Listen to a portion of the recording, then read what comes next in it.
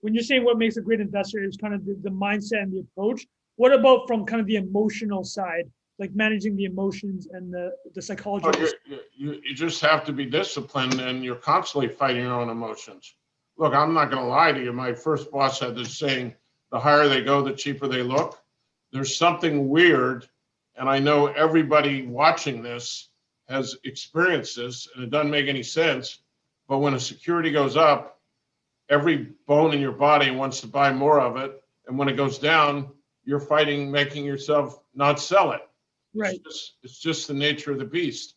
And you have to constantly remind yourself why you own that security. And just because it's going down doesn't necessarily mean you should sell it.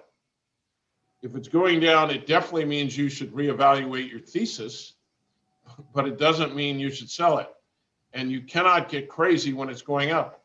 One of probably the biggest mistake I ever made in the business, and I knew better. Somebody asked me what I learned from this. I said, nothing, I already knew it. In January of 2000, after riding that tech boom to a T and making billions of dollars in 99, I sold everything out in January. And I had a couple of internal portfolio managers at Soros who didn't sell out, and they had it was a smaller portfolio, but they made 30% after I sold. And I just couldn't stand it anymore.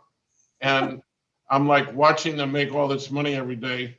And like for 2 days, I'm like ready to pick up the phone and buy this stuff back.